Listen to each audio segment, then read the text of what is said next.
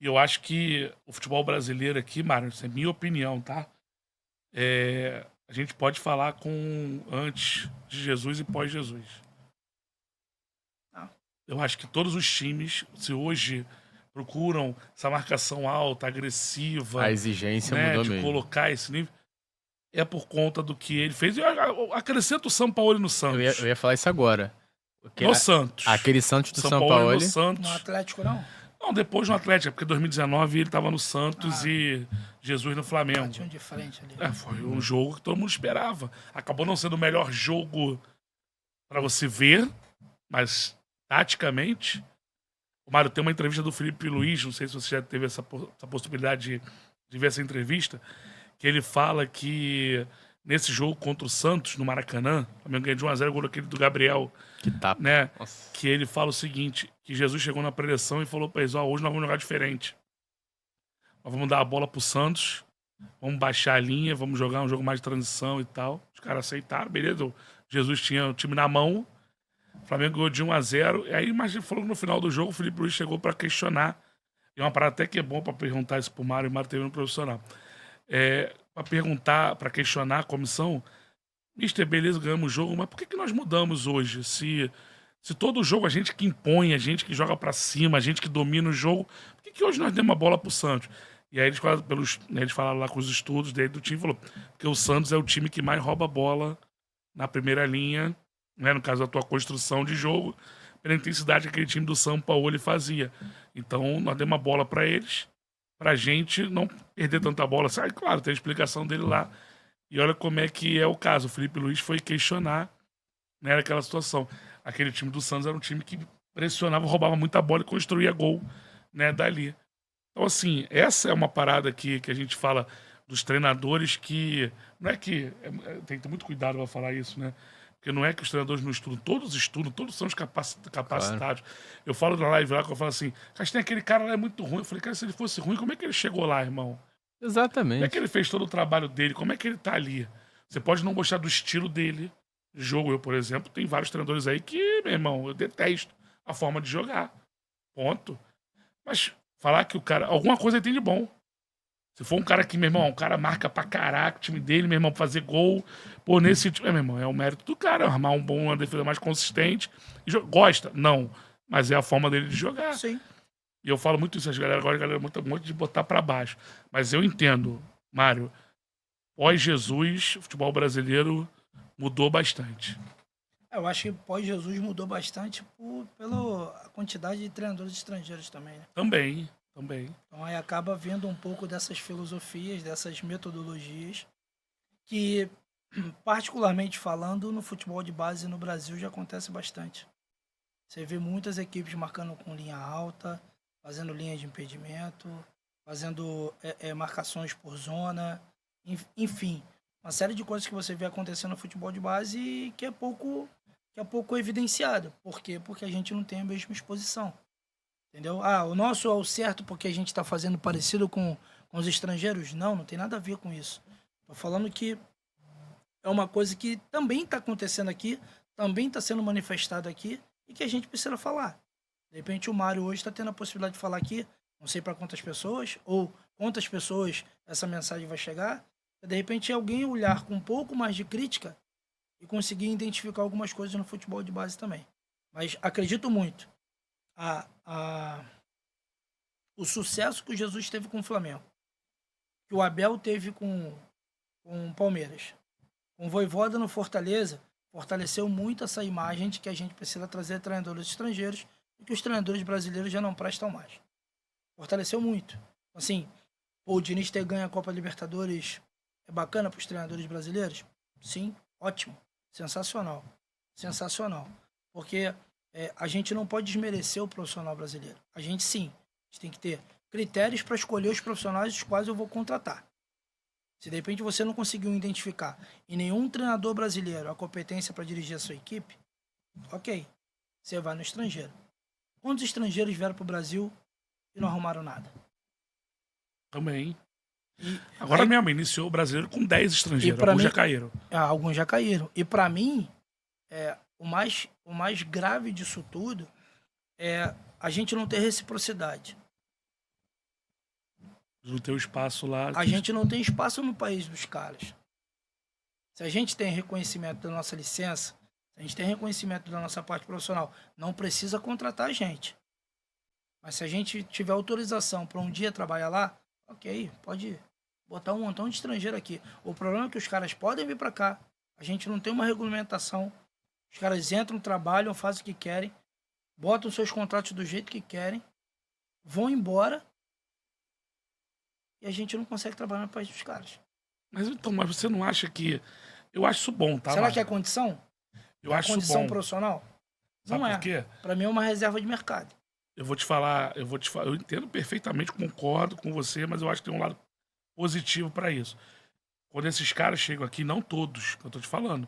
Ah, vai falar só quem fez sucesso? Não, eu falei do São Paulo que não ganhou nada no Santos, mas que fez um trabalho diferente. Ele botou o Santos, talvez o Santos fez pontuação para ser campeão. Pra ser É que o campeão. Flamengo foi fora da curva, totalmente. Depois no Atlético, ele foi terceiro, né? O Rogério e o Abel, primeiro e segundo. Mas eu acho que esses caras vindo para cá e fazendo isso que eles fizeram, eles tiraram muitos profissionais da zona de conforto. Sim. Que eu acho que isso existe, mas sabe por quê? Lembra lá daquele superchat lá, de que o cara falou que se na base, se não formar a roda, no profissional, existe uma vez um empresário falou para mim que é o seguinte, não é rede, uma rede, isso eu tô falando até no profissional, tá, mano? Uma rede, que é o seguinte, o Pitch é o treinador aqui de papo. Aí o Pitch cai, aí assume o Castanha. Aí aqui no outro, aqui o Mário assume aqui.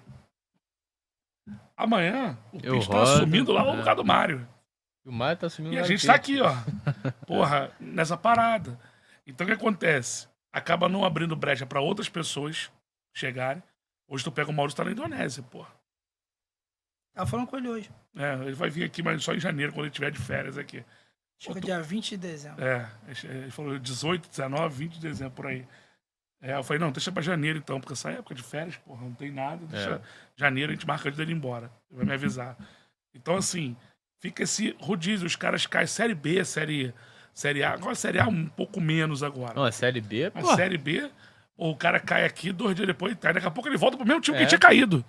Porra, antes. O E aí eles Lisca doido ficam nesse assumiu... aqui, ó. O Lisca doido acho que assumiu o Vila Nova agora, E foi aí, mandado embora já. É Isso eu acho ruim. 4 jogos. assim. É. Isso eu acho ruim, mano. Por quê? Porque os caras ficam confortáveis. Porque eles chegam ali, vou fazer meu trabalho aqui, se não der certo, os caras me pagam a multa, daqui a pouco eu tô lá no outro time lá. E isso é ruim. Sim. Por quê? Porque o cara não chega ali pra implementar o trabalho dele. Quero fazer aqui, pô, o meu trabalho aqui, pô, dessa forma aqui. Fica só esse rodízio. Então, assim, isso eu critico, e critico demais. O cara já chega sabendo que ele vai Chega e me receber a pergunta assim, multa. Caxeta, tu não tem medo? Eu falei, não, eu não tô nem muito querendo trabalhar com isso, mas não é por causa disso não, é porque é uma verdade, cara. E eu falaria isso pra qualquer um, né, treinador, porque eu acho que tem que tirar a sua zona de conforto, é buscar a sua evolução profissional. O próprio Mário Tu falou quer ficar aqui. só naquilo ali? Não, tu quer voos mais altos, Lógico. tá entendendo? Então eu acho que por isso que esses caras fizeram bem pra caramba em 2019. Claro que não são todos que vão chegar aqui e ter sucesso, até porque só dá pra ganhar um, e muita gente coloca sucesso como título e não como um trabalho consistente. Por exemplo, o Caixinha tá fazendo um puta de um trabalho no Bragantino. Voivoda, pô. O Voivoda Voivoda. também. Agora tá muito mal o Fortaleza, mas já tá 3 anos lá. Se o Bragantino agora perder essa reta final, agora ele vai falar que o trabalho dele foi ruim. Hoje ele botou o Bragantino, porra, com a porrada de moleque.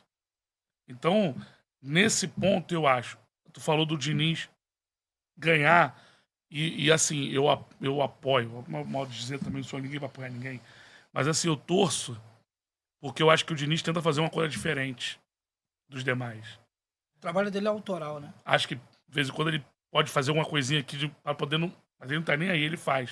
Só que agora ele tá na seleção.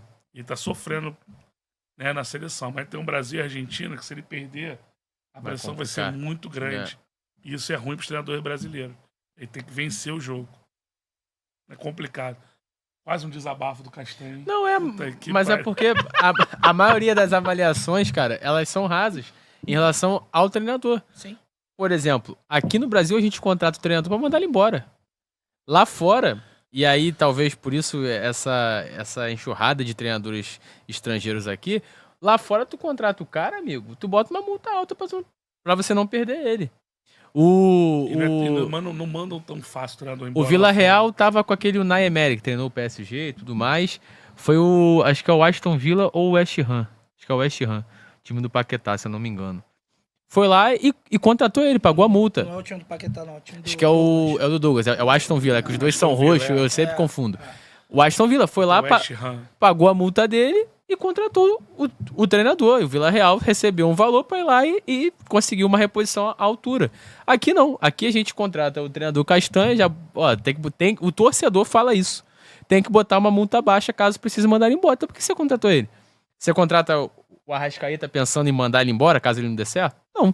Você faz o contrato de 5 anos, a multa alta, porque você confia no cara e tudo mais, tem toda uma projeção. A nossa cultura aqui também é de sempre culpar o treinador e ele é o elo mais fraco que você manda embora. Então você não pode ter uma multa alta. Por isso que os treinadores lá de fora vêm aqui e falam assim, irmão, a multa tem que ser alta. Sabe qual é o problema, Mário? O contrato o Castanho vai lá, faz um trabalho mequetrefe, ganha a multa, tá rico. Exatamente. E aí tem a tem isso aí. Tá entendendo? Tem quando generaliza. Incomoda, cara. Aí tu vai falar assim, não, mas o cara não quer isso. Ah, meu irmão, chega numa certa altura ali que parece que os caras não querem mais sair da tal da zona do conforto. Quer ver um cara que desculpa, Pítio. Quer ver um cara que eu acho que não é que saiu da zona de conforto, é muito difícil falar isso, mas que sempre buscou uma evolução e tá colhendo os frutos aí? Você citou ele, Dorival Júnior. O Dorival não é que ele nunca foi bom treinador, ele sempre foi bom treinador. Em 2013 ele vai muito bem no Flamengo. Aí ele sai por causa do salário dele é altíssimo. Ele foi campeão no Santos em 2011, não foi? 2011 no Santos. Copa do Brasil. Aí depois passou esse período todo sem ganhar. Sim. Mas muito por quê? Porque era muito contratado para ser o bombeiro, né? Pô, chega naquela reta final para tirar o time de rebaixamento, foi assim no São Paulo, nem alguns. E agora tá ganhando. Mas o que o Dorival foi estudar? Foi lá para fora, foi estudar, buscar, né, conhecimento. E um montão de treinador um pouquinho mais novo, talvez, ou na mesma... Um pouquinho mais novo que o Dorival, para mim tá na zona de conforto. Não vamos citar nome, não tem que citar nome de ninguém. Quer ver?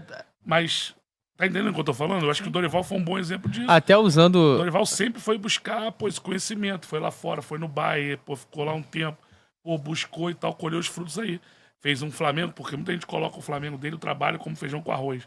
Eu fiz um vídeo, Mário, Pô, não é nada de feijão defendendo essa situação. Porque até pra fazer o feijão com arroz é difícil. É, óbvio. Até pra fazer o feijão com arroz é difícil. É fácil quando tu faz todo dia. Aí fica fácil, mas... E meu irmão, ele foi o único que botou Pedro e Gabigol pra jogar junto, deu certo. Ah, tinha o João Gomes, não interessa. Tinha, mas ele fez dar certo. Arruma justificativa pra tudo. O Cici. O Vitor Pereira tentou botar também, não deu muito certo. E mais ninguém colocou. Tu quer ver o que eu ouço muito também? Tá entendendo, Mário? E... É isso que eu tô falando, fala, Pedro. O que eu ouço muito também é que o Dorival é esse treinador de 6 meses. Contrata ele por 6 meses. Mas por que você chegou a essa conclusão? Não, cara, porque você viu lá no Flamengo, agora no São Paulo, tudo bem, mas... Ele não teve oportunidade. Mas como que eu vou saber? Se ele não é um treinador a longo prazo, eu nunca vi também. E como que eu vou julgar o cara por isso? Ele chegou no Flamengo, ele tinha... Pô, vocês são treinadores. Ele chegou no Flamengo, faltavam 6 meses ali mais ou menos pra acabar o campeonato, e ele tinha que vencer a Copa do Brasil e a Libertadores, que era teoricamente um caminho mais simples, e se classificar no Campeonato Brasileiro. Ele entregou tudo. Por que ele é um treinador só de 6 meses? Qual era o objetivo do cara naquele período? Era esse, gente. Quando eles começaram uma pré-temporada o ano inteiro, aí ele vai ter que trabalhar dentro desse ano. Desse ano. Entende o que eu falo? De generalizar, velho, sabe? Nada fácil. Aí é aquilo que tu falou do rótulo. Rotula o cara como bombeiro. Pô, e pelo amor de Deus, gente. O que ele fez no Flamengo foi incrível. Ele recuperou vários jogadores. Ele tinha 2 times. Falou aqui que jogavam diferente. Que depois de Jorge Jesus, né, a galera começou a marcar mais em cima, isso de ter 2 times ficou meio que no passado. O Dorival meteu 2 times, amigo. Era o que dava pra fazer ali. E mandou super bem. A galera acha que é só mudar uma posição, a mesma coisa, só que as dinâmicas mudam. Óbvio, São claro. situações diferentes. A gente tinha 2 times, jogava totalmente diferente. Jogava com losango ali, com 2 atacantes no time não, no outro time já jogava um 4-3-3, com os caras dando a largura, né, pra poder passar.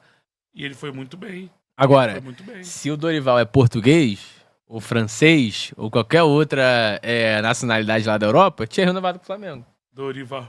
Entendeu? Pois é, cara. Agora o São Paulo vai manter o Dorival, né? Mas, cara... Tomara que ele vá bem. Quando falam que o Dorival ele fez o simples, eu acho uma análise muito rasa. Acho que ele fez muita coisa no Flamengo e fez muita coisa nesse São Paulo também. Desabafo também. Deixamos o Mário sem fala. Ele vai passar por esse mundo de treinadores profissionais em breve. Mas, Mário, pra gente fechar aqui, cara, até uma situação quando eu falei do Felipe, que eu lembrei aqui.